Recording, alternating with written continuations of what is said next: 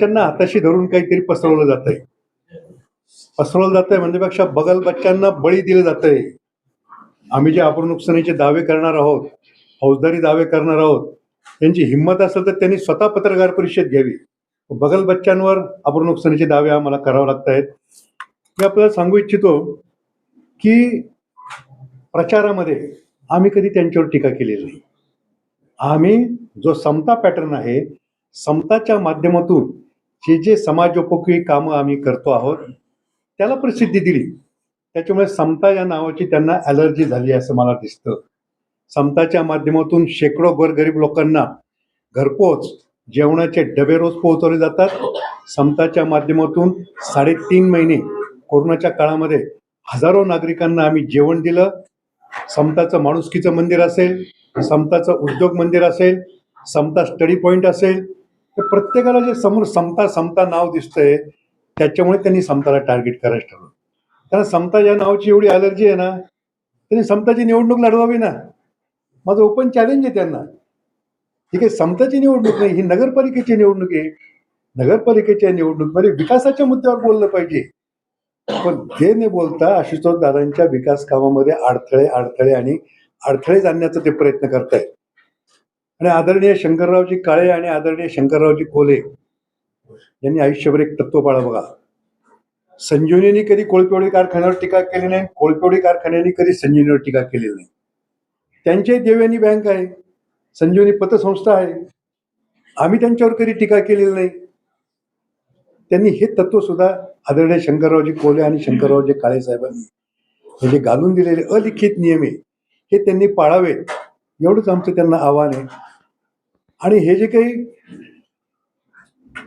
आमच्या विरुद्ध तक्रार करणारे लोक आहेत ना, मी खरं एक दादा तुम्हालाही माहित नाही, मी एक पुस्तक लिहितोय.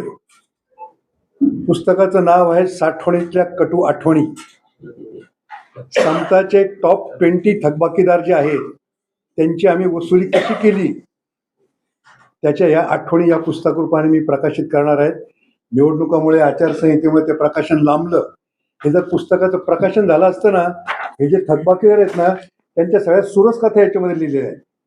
तर आता संजय मोरे जो आहे ना, 1 नंबरची कथा त्याची, 1 नंबरची. घोडकीची कथा 13 नंबरची आहे या पुस्तकामध्ये. ती पुस्तकं वाचून बघा. तो तिसरा कोण आहे, खकेची कथा 17 नंबरची याच्यामध्ये. टॉप 20 आमचे जे थकबाकीदार आहे यांच्या सुरस कथा या पुस्तकामध्ये आलेल्या आहेत. त्याच्यावर पुस्तक प्रकाशन झाल्यानंतर तुम्ही जरूर हे पुस्तक वाचा. आणखी एक सांगू इच्छितो मी, या पुस्तकामध्ये मी एक उल्लेख केलेला आहे. या पुस्तकाची प्रस्तावना मी जी लिहिलेली आहे त्या प्रस्तावनेमध्ये लिहिलेलं आहे संस्था प्रथम बाकी दुय्यम. त्याच्यामध्ये मी म्हटलेलं आहे,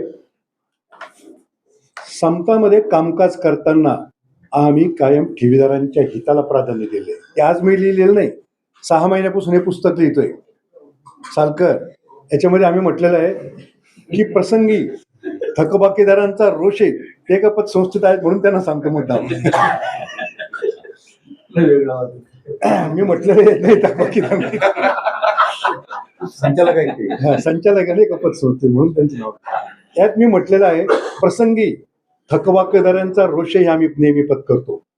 संस्थेच्या थकबाकीदारांच्या रोषाला सामोरं जाणं, संस्थेच्या थकबाकीदारांच्या रोषाला सामोरं जाणं म्हणजे पुण्य कमावण्यासारखं असतं असं मी मानत आलेलो आहे.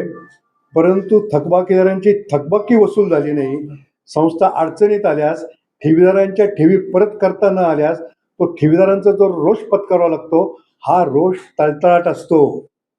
थकबाकीदारांच्या जे वसुलीची कारवाई असते ना तो राग असतो. पण ती वसुली जर केली नाही, ठेवीदारांच्या ठेवी जर परत दिल्या नाही तर तो तळतळाट असतो. त्याच्यामुळे थकबाकीदारांचा कितीही रोष पत्करण्याची आमची निश्चितपणे तयारी आहे. समताचा जो वसुली पॅटर्न आहे सगळ्या महाराष्ट्रामध्ये प्रसिद्ध आहे. अनेक पतसंस्था हा समता पॅटर्नचा अवलंब त्यांच्या वसुलीमध्ये करत असतात. नाही पत्करात 7 बाय मर्चंट होती. नाही पत्करात 7 बाय मर्चंट होती. नाही पत्करात 7 बाय बँक होती. पुण्य कमवायचं काम चालू आहे तुमचं. पुण्य आणि हे पुण्य माझ्या निश्चितपणे कामाला येणार आहे. कोपरगावची जनता हे सुज्ञ आहे. हसता येतो त्यांच्यावर लोक जे काही फोन येत आहेत मला, अशा प्रकारचे बालिश आरोप करतायत त्यांचे खरं सल्लागार कोण आहे, त्यांचे त्या सल्लागारांची यांची कीव येते हो, अशा सल्लागारांचा सल्ला ते घेत आहेत. आणि याच्यामध्ये आणखी एक मी सांगू इच्छितो, हे तर दिलं, या सल्ल्यामुळे त्यांनी स्वतःचं आत्मपरीक्षण करावं. कमळाच्या चिन्हावर त्यांना 30 उमेदवार सुद्धा उभे करता नाही आले.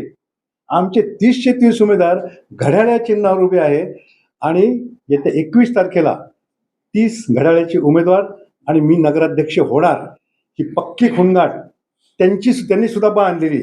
आणि त्याच्यामुळे विकासावर काही बोलता येत नाही म्हणून असे वैयक्तिक आरोप जे काही करतायत या आरोपांचा आम्ही निश्चितपणे निषेध करतो. आणि जे जे आरोप करतायत त्यांचा तर बेत आम्ही नक्की पाहणार आहोत. म्हणजे सोशल मीडिया आहे, सोशल मीडियावर जे व्हायरल करतायत त्यांच्यावर सुद्धा आम्ही फौजदारी कारवाई निश्चितपणे करणार आहोत.